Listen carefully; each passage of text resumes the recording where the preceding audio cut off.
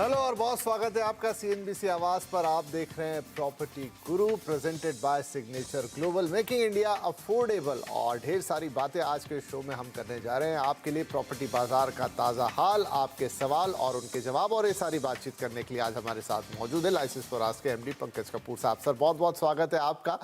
And अब हम इस नए साल में भी एक हिस्सा पूरा कर चुके हैं शुरुआती, और ये पहला या जो 2 महीने हैं उनमें हमने बहुत कुछ देखा। नंबर्स अभी भी आ रहे हैं, लॉन्चेस अभी भी हो रहे हैं, अलग अलग सिटी का अलग अलग मिजाज है, इंटरेस्ट रेट के बढ़ने का सिलसिला अब भी जारी है। लेकिन लुकिंग फॉरवर्ड किस तरह का, अगर मैं अगले 2-3 महीने की ही बात करूं या गर्मी तक की ही बात करूं, बरसातों में फिर रियल एस्टेट का मूड थोड़ा चेंज होता है, लेकिन कैसा दिख रहा है आपको?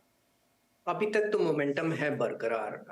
अगर आप देखिए तो अफोर्डेबल सेगमेंट में थोड़ा सा स्लो डाउन दिखाई दिया है मुझे, लेकिन मिड लग्जरी और अल्ट्रा लग्जरी सेगमेंट्स में हमें इम्प्रूवमेंट अभी भी दिख रहा है। ईयर ऑन ईयर बेसिस के ऊपर करीब 15% की ग्रोथ रही है, और ये क्वार्टर ऑन क्वार्टर पे भी हमको कोई डिक्लाइन होता हुआ नहीं दिखाई दिया। तो मार्केट जो है वो मोमेंटम मेंटेन किए हुए है।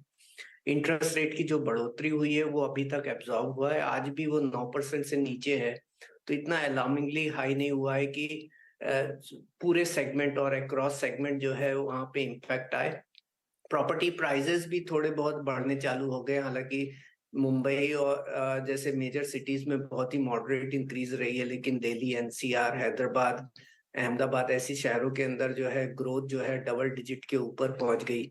तो उसकी वजह से आपको थोड़ा इन्वेस्टर पार्टिसिपेशन भी होता हुआ दिखाई दे रहा है। तो जो एक लॉस ऑफ सेगमेंट हो रहा है इंटरेस्ट रेट के लिए, जो एंड यूजर जो आज अफोर्ड नहीं कर पा रहे हैं, और जो फैंसिटर थे जो अपना डिसीजन थोड़ा सा आगे बढ़ा रहे हैं और होल्ड करने की कोशिश कर रहे हैं, तो उसका जो लॉस हो रहा है डिमांड में वो कंपनसेट हो रहा है इन्वेस्टर पार्टिसिपेशन के थ्रू। तो ओवरऑल मार्केट जो है वो होल्ड कर रहा है।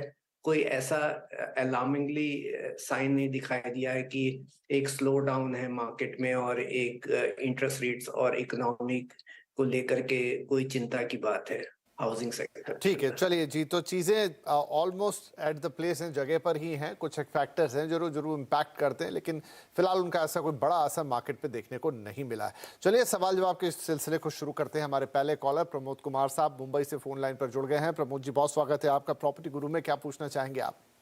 नमस्कार सर। सर मुझे पूछना था, CLAY CLSS स्कीम हाँ हाँ। कभी तक वैलिड है? क्योंकि मैंने जब बैंक में पूछा था तो उसने बोला था कि नहीं अभी ये बंद हो गया है, और मैंने मीडिया में देखा तो बोला कि that is extended for another. अच्छा देखिए, अब उसमें क्या होता है, उसमें 2-3 अलग अलग हिस्से होते हैं। शहरी अलग होता है, ग्रामीण अलग होता है, इसलिए उनके लिए अलग अलग है। तो और इस पे हम जानकारी लेते हैं। तो पंकज जी, ये जो मेरा प्लेस है नासिक के बगल में देवलाली प्लेस है, वहाँ के लिए है सर। ओके ठीक है सर। तो चलिए, आप मुख्य तौर पे PMAY प्रधानमंत्री आवास योजना के बारे में जानना चाहते हैं, उसका जो बेनिफिट मिलता है। पंकज जी, तो क्या है ये जितना मुझे आइडिया है कि ये अलग अलग सेक्टर्स के लिए, ग्रामीण के लिए अलग और फिर शहरी के लिए अलग रहती है, और उसमें से कुछ एक शुरू हैं और कुछ एक खत्म भी हो चुकी हैं। देखिए, जो CLSS स्कीम है वो आपकी 31 मार्च 2022 के आगे जो है वो बंद हो गई। तो और अब और थोड़ा जो एक्सटेंशन दिया गया दिसंबर 2024 तक के लिए, ये केवल वो वाले प्रोजेक्ट्स थे जो ऑलरेडी सैंक्शन थे। तो करीब 1,22,00,000 घर जो हैं जो मार्च 2022 के पहले सैंक्शन हो चुके थे, लेकिन वो अंडर कंस्ट्रक्शन से कंप्लीट नहीं हुए, तो उसके लिए एक्सटेंशन दिया है। जो नए घर अगर आप कुछ और नया बेनिफिशरीज का नया सैंक्शन होना बंद हो गया मार्च 2022 के बाद, जो उससे पहले ऑलरेडी सैंक्शन हाउस थे उसको एक्सटेंशन मिला है। नहीं तो CLSS स्कीम जो आपको बैंक ने बोली है, अब उसका न्यू सैंक्शंस के ऊपर उस पे रोकथाम लग गई है। अब वो एप्लीकेबल नहीं है आपके पास। चलिए, तो प्रमोद साहब वी आर सॉरी, लेकिन यही इसका एक क्लेरिफिकेशन है कि पुराने जो पेंडिंग प्रोजेक्ट थे, जो एक टाइमलाइन के पहले सैंक्शन थे, सिर्फ उनके लिए पैसा आता रहेगा। वहां पर जो लोगों की बुकिंग है उनको उसका लाभ मिलेगा, लेकिन जो नए लोग पहुंच रहे हैं, बैंक ने आपको सही जानकारी दी है, वो अब स्कीम 2022 के बाद कंटिन्यू नहीं कर रही। एक्सटेंशन सिर्फ वहां मिला है जो प्रोजेक्ट ऑलरेडी अंडर कंस्ट्रक्शन और अभी पूरे नहीं हुए हैं। नए प्रोजेक्ट से अब ये स्कीम हट चुकी है, तो कोई बात नहीं, लेकिन ये आपको शायद फ़ायदा नहीं मिलेगा, लेकिन आप फिर भी अपने घर के प्रति प्रयत्नशील रहे और कुछ और हमसे जानकारी चाहते हैं तो ज़रूर हम आपको प्रोवाइड करेंगे, राइट। तो ये और भी लोगों के लिए जानकारी होगी जिनको अगर थोड़ा कन्फ्यूजन था कि पीएमएवाई स्कीम का क्या पोर्शन जारी है और क्या बंद हो गया है और क्यों कुछ लोगों को बेनिफिट मिलेगा और आपको नहीं, तो ये उसका क्लैरिफिकेशन है। हमारे अगले कॉलर हैं नितिन कुमार साहब, जो हमें राजधानी दिल्ली से कॉल कर रहे हैं। नितिन जी, बहुत स्वागत है आपका, क्या प्रश्न होगा? जी सर, मैंने ना अपने लिए 3 प्रोजेक्ट शॉर्टलिस्ट करे हैं। बेस्टेक आनंदा सेक्टर 81 में, एमआर पाम हिल्स सेक्टर 77 और एक ट्यूलिप वॉलेट है सेक्टर 70 में। इनमें 3 BHK ये सेक्टर आप कहाँ के बता रहे हैं, अगर आप थोड़ा क्लैरिफिकेशन? गुड़गांव के सेक्टर्स हैं। ओके। और मेरे को इनमें से 3 BHK ऑलमोस्ट सेम रेट में ही है, 1.1 से लेकर 1.35 तक या 1.4 तक। तो अब bit confuse based on construction quality and appreciation after some time, after 3-4 years, which will be the better place. एक बार आप नाम दोबारा बताएंगे प्रोजेक्ट्स के? हाँ जी, बेस्टेक आनंदा सेक्टर 81 में हो गया, ठीक है। सेक्टर 77 में MR palm hills. MR palm hills, okay. और तीसरा है ट्यूलिप वॉलेट, जो ऑलरेडी अप्रिशिएटेड है anyhow, सेक्टर 70। लेकिन ये सेक्टर 70 कहाँ का है? गुड़गांव के, तीनों गुड़गांव के। ओके, ठीक है। थोड़ा कंफ्यूजन था क्योंकि यहाँ पर कुछ एंट्री नोएडा के नाम से हो गई थी, लेकिन इट्स ओके। तो ये गुड़गांव के 3 अलग अलग प्रोजेक्ट हैं पंकज जी, जिनमें इंटरेस्टेड हैं, लेकिन थोड़ा आप बोल रहे हैं एट पार ही हैं, 1 करोड़ 10 लाख के आसपास इनको ये मिल रहे हैं, लेकिन अब थोड़ा सा क्लियरिटी नहीं बन पा रही कि कौन सा बेहतर होगा। देखिए, नेक टू नेक है और बहुत ज्यादा डिफरेंशिएशन नहीं है। हालांकि जो सेक्टर 77 है वो पहले डेवलप हो चुका है, तो आप वहां पे भी ध्यान दे सकते हैं। लेकिन बेस्टेक पार्क और ट्यूलिप वॉयलेट में अगर आप देखेंगे तो ट्यूलिप वॉयलेट जो है प्रोजेक्ट जो है वो सदर्न पेरिफेरल रोड के पास में है एग्जिस्टिंग, और जो कमर्शियल और आईटी डेवलपमेंट भी है उसका उसको इम्पैक्ट हो सकता है। और साथ में यहाँ पे रेंटल यील्ड भी अच्छी है in comparison to Bestech. So Bestech में अगर 2.21% की रेंटल यील्ड है तो ट्यूलिप में 2.67% की। हालांकि इतना ज्यादा मार्जिनल डिफरेंस है, मतलब इतना ज्यादा बड़ा डिफरेंस नहीं है कि हम ये बोलें कि आप ट्यूलिप वॉयलेट की तरफ ही ध्यान दीजिए। लेकिन ओवरऑल एस्पेक्ट्स पे मेरा रुझान जो है ट्यूलिप वॉयलेट के ऊपर रहेगा, क्योंकि वो रिलेटिवली क्लोजर है हाईवे से और सदर्न पेरिफेरल रोड का उसको बेनिफिट अच्छा है, तो उसके हिसाब से आप इसका चुनाव करेंगे। और बेटर रेंटल यील्ड अगर होती है तो एप्रिसिएशन के भी चांसेस ज्यादा होते हैं। तो इस पॉइंट ऑफ व्यू से मैं बोलूंगा कि आप ट्यूलिप वॉयलेट की तरफ ध्यान दें। बेस्टेक पार्क भी इतना बुरा प्रोजेक्ट नहीं है, आप देख सकते हैं। आप अपनी कन्वीनियंस और अपने इंटरेक्शन के बेसिस पे भी चुनाव कर सकते हैं। तो ऐसा नहीं है कि खाली आप अगर खुद को रहने के लिए देख रहे हैं तो आप ये भी देखिए आपका ऑफिस कहाँ से पास में पड़ता है और आपके बच्चों का जो है वहाँ पे सोशल फैब्रिक कैसा है। सोशल फैब्रिक और दूसरे एस्पेक्ट्स पे थोड़ा सा बेस्टेक पार्क ज्यादा पॉजिटिव आता है, लेकिन ओवरऑल एस्पेक्ट्स पे मेरे हिसाब से ट्यूलिप वॉयलेट में आपको बेटर एप्रिसिएशंस के चांसेस हैं, क्योंकि वो पेरिफेरल रोड से कनेक्टिविटी उसकी बेटर है। तो नितिन जी, ऑलमोस्ट आपके जो भी प्रोजेक्ट आपने चुने सभी ठीक नजर आ रहे हैं। अब देखिए, किसी में कुछ कम तो किसी में कुछ ज्यादा, किसी में एक बेनिफिट ज्यादा तो किसी में एक बेनिफिट कम, तो वो कंपैरिजन तो शायद एकदम कभी पूरा नहीं होगा। लेकिन अगर एक ओवरऑल पिक्चर जो कह रहे हैं यहाँ पर सर की, आपको ट्यूलिप वॉयलेट में वो सारी चीज़ें मिल जाएंगी जहाँ पर आपके जो मेजर कंसर्न्स हैं वो फुलफिल होते हैं। बाकी आप थोड़ा अपने हिसाब से और सोच सकते हैं, लेकिन ये चीज़ों को देखते हुए ट्यूलिप वॉयलेट आपके लिए एक नेचुरल चॉइस बनेगी। तो थोड़ा क्लियर कट सा आंसर है ये पंकज जी की तरफ से। और इसी के साथ वक्त हो गया एक छोटे से ब्रेक का, लेकिन ब्रेक के बाद हम कुछ और सवाल लेंगे और उनके जवाब पंकज जी से।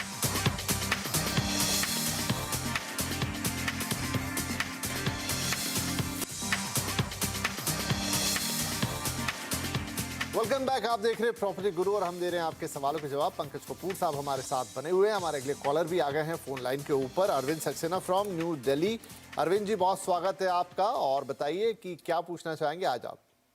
सर नमस्ते sir, wish you very happy Holi. धन्यवाद सर, आपको सर भी बहुत शुभकामनाएं। जी हाँ सर, मेरा ये क्वेश्चन है कि मेरा बजट है 40 to 45, 1 BHK लेना चाह रहा हूँ मैं। फर्स्ट ऑप्शन मेरा उल्वे है, उल्वे या फिर पनवेल। और मैं ये जानना चाह रहा हूँ कि मैं कौन से सेक्टर में लूँ। जैसे उल्वे में तो उसके डेवलपर के नाम चाहिए मुझे, और सेक्टर कौन सा बेस्ट है मेरे लिए।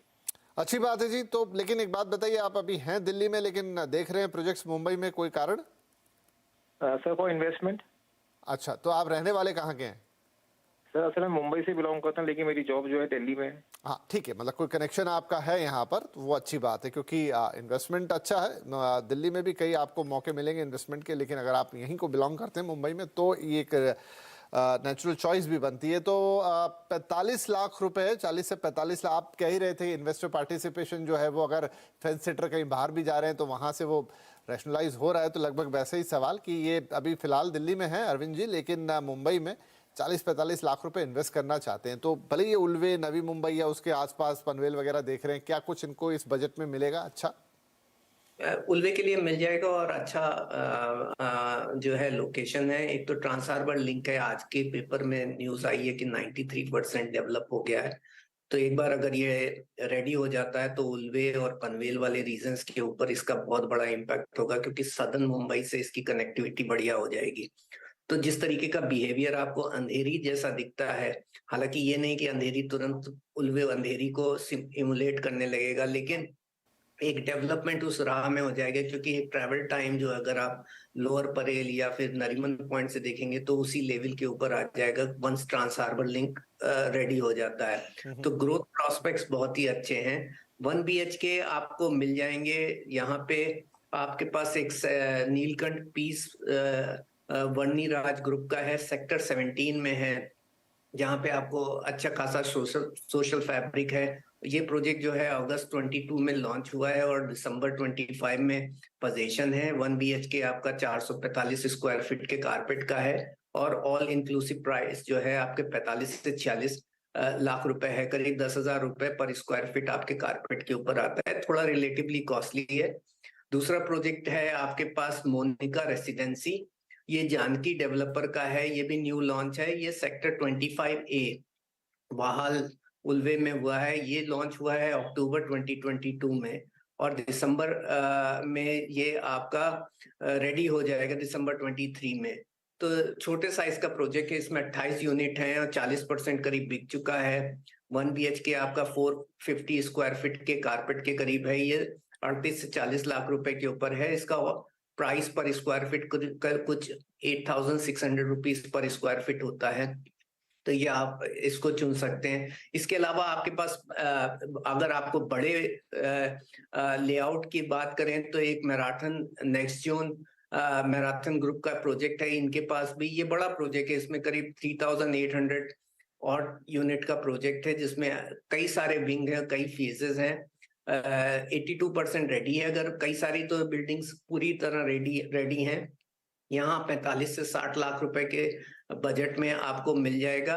ये आपका पनवेल वाले सेक्शंस में आता है। तो आप इन तीनों में से कोई भी प्रोजेक्ट चुन सकते हैं, लेकिन आप एक अपनी विजिट खुद करें। हम एक सजेशन कर सकते हैं, लेकिन आदमी को चुनाव अपने जरूरतों को पूरा होते हुए देखने के बाद ही करनी चाहिए। और सेल्फ यूज के लिए है तो आप इनमें से कोई भी प्रोजेक्ट को कंसीडर कर सकते हैं।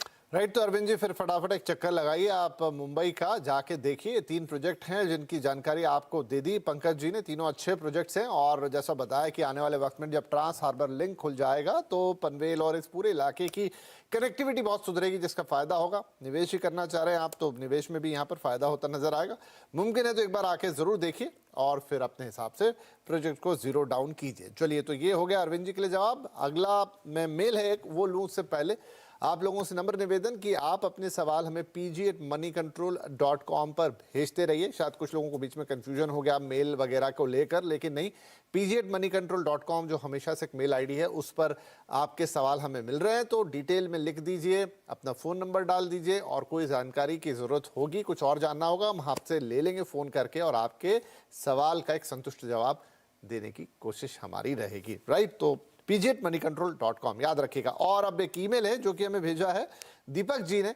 आप पूछना चाहते हैं कि डिजिटाउन TNT डेवलपर कोई हैं और लोकेशन है गाजियाबाद की, 3 BHK है, 85 से 95 लाख के बीच में आ रहा है, और इस प्रॉपर्टी का भविष्य कैसा रहेगा, एप्रिसिएशन कैसा हो सकता है, ये सब पे सुझाव मांग रहे हैं। तो पंकज जी, गाजियाबाद एक ऐसी जगह है NCR के अंदर जिसको लेकर हमेशा काफ़ी बातें हुई, लेकिन ये उस हिसाब से कभी निकल कर आज तक आ नहीं पाया। बट एनीवे, ये डिजिटाउन और TNT डेवलपर 3 BHK देख रहे हैं, करीब 1 करोड़ का पड़ रहा है इनको। कैसा है इसका एक आउटलुक, और क्या भविष्य में किसी अप्रिसिएशन की उम्मीद यहाँ से कर सकते हैं? देखिए, दिल्ली NCR में हमें पिछले 1 साल के अंदर जो प्रॉपर्टी प्राइसेस है उसमें उछाल होता हुआ दिखाई दिया। और अगर आप यहाँ पे भी गाजियाबाद के सेक्टर्स की बात कीजिए तो यहाँ पे भी आपको जो है वो प्रॉपर्टी प्राइसेस कुछ 11-12% जो है पिछले 1 साल के अंदर बढ़े हैं। हालांकि पिछले 5 साल में देख लीजिए तो टोटल मिला के 17% की इंक्रीज हुई थी। तो जो आप बोल रहे थे कि इसमें प्रोलॉन्ग स्टैग्नेंसी रहती है, इस मार्केट में बहुत ज्यादा भाव आगे बढ़ते हुए नहीं दिखते हैं। TT डेवलपर्स का हालांकि अगर प्रोजेक्ट्स देखें तो उसके प्रोजेक्ट्स में आपको जो है एवरेज जो मार्केट है उससे ज्यादा बेटर जो है एप्रिसिएशन करीब अप टू 15% होता हुआ दिखाई दिया।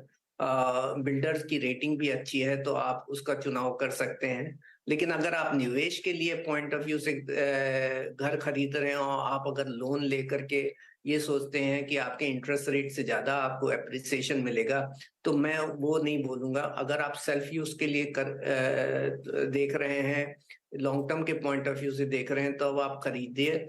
नहीं तो मैं ये नहीं सोचता हूँ कि यहाँ पे इंटरेस्ट रेट को डिफीट करने वाला जो है आपको एनुअलाइज रिटर्न्स आगे आता हुआ दिखाई देगा। मेरा एंटिसिपेटेड एप्रिसिएशन जो है, एनुअलाइज एप्रिसिएशन कुछ 7 से 8% ही रहेगा। अगर आप इंटरेस्ट रेट जो है आपके 9% चल रहे हैं तो आप निवेश के पॉइंट ऑफ व्यू से ये देख करके कीजिए।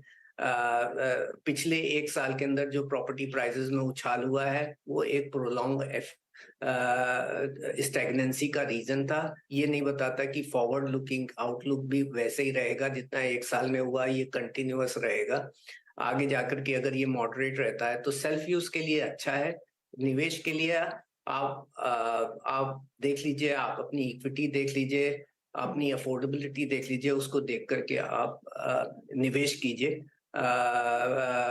लेकिन सेल्फ यूज के लिए अच्छा प्रोजेक्ट है। चलिए, बढ़िया है। तो ये डिटेल में जानकारी हो गई गाजियाबाद के प्रोजेक्ट के लिए और गाजियाबाद एज अ सेक्टर या इलाके के लिए। और इसी के साथ वक्त हो गया एक छोटे से ब्रेक का। ब्रेक के बाद बातचीत जारी रहेगी।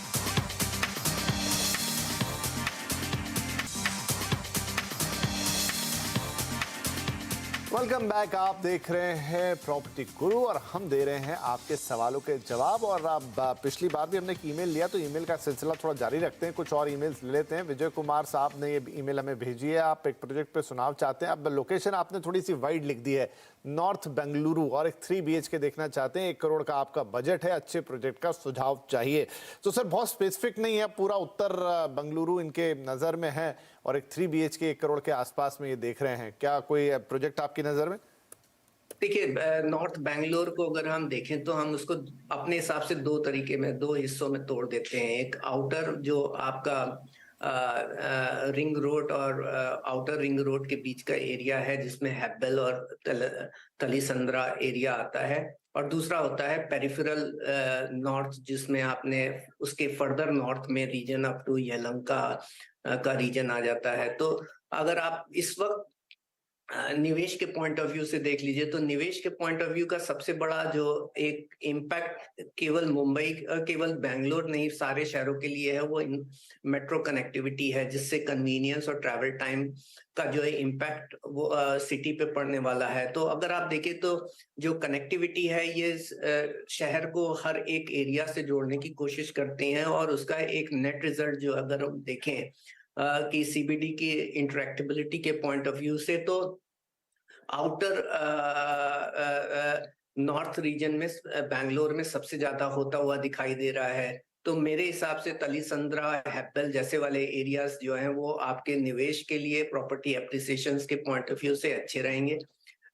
2 या 3 प्रोजेक्ट्स हैं हमने देखे हैं। एक कासा ग्रैंडे और लेना, ये तलीसंद्रा के अंदर प्रोजेक्ट्स है। इसमें 1 करोड़ में 3 BHK अवेलेबल है, कुछ 1158 स्क्वायर फीट का है, 9100 का ऑल इंक्लूसिव रेट है, 59% रेडी है।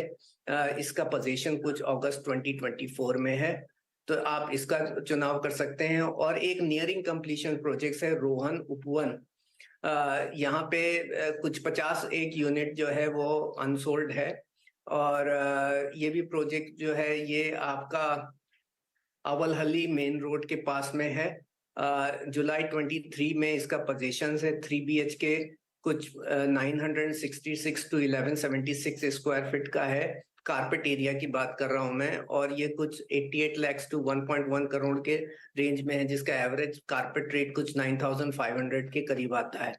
यहाँ पे एक रेडी प्रोजेक्ट्स भी है जो मेन हैब्बल में पड़ता है, मानता टेक पार्क के पास में, मंत्री एनर्जिया। ये प्रोजेक्ट्स भी आप देख सकते हैं। ये करीब 950 to 1000 स्क्वायर फीट के कारपेट एरिया में 3 BHK है और 9700 रुपीस पर स्क्वायर फीट का रेट चल रहा है। और ये आपको शायद सेकेंडरी मार्केट में मिलेगा, या बिल्डर से आप देख सकते हैं कि उनके पास अगर 1-2 यूनिट अवेलेबल हैं तो आप उसका चुनाव कर सकते हैं। ये 3 प्रोजेक्ट्स हैं। मंत्री कंप्लीटली रेडी प्रोजेक्ट है, और बाकी आपका रोहन 96% और कासा जो है 59% कंप्लीशन है। तो आप अपनी फाइनेंशियल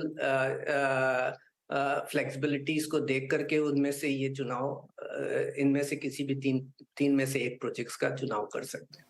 चलिए जी, विजय कुमार जी, बहुत डिटेल में बात हो गई नॉर्थ बेंगलुरु की, और 3 अच्छे प्रोजेक्ट भी आपको बता दिए पंकज जी ने। तो अब आपके ऊपर है, आप जाके, जैसा पहले भी हमने सुझाव दिया, एक बार जाके नजर मारिए, देखिए, फिर फाइनल कीजिए। और इसी के साथ वक्त हो गया है आपसे इजाजत लेने का। तो पंकज जी, जाने के पहले आपका बहुत बहुत धन्यवाद, आपने वक्त निकाला और हमारे दर्शकों के सवालों के जवाब दिए। और दर्शकों से, जैसा मैंने थोड़ी देर पहले निवेदन किया कि आप हमें अपने सवाल pg@moneycontrol.com पर भेजते रहिए, वो हमें मिल रहे हैं लगातार। लेकिन pg@moneycontrol.com ये वो ईमेल आईडी है जिस पर हम आपके सवाल को रिसीव कर रहे हैं। थोड़ा बहुत डिटेल, जो भी जानकारी आपके पास है डाल दीजिए और अपना फ़ोन नंबर दे दीजिए। कुछ और जानकारी होगी तो हम आपको थोड़ा सा डिस्टर्ब करके आपसे वो जानकारी ले लेंगे। कोशिश ये रहेगी कि आपके सवाल का बढ़िया से बढ़िया जवाब दिया जाए। तो चलिए, इस हफ्ते के लिए इतना ही, लेकिन अगले हफ्ते आपसे फिर मुलाकात होनी है। तब तक के लिए अपना ख्याल रखिए और हमें लिखते रहिए। नमस्कार।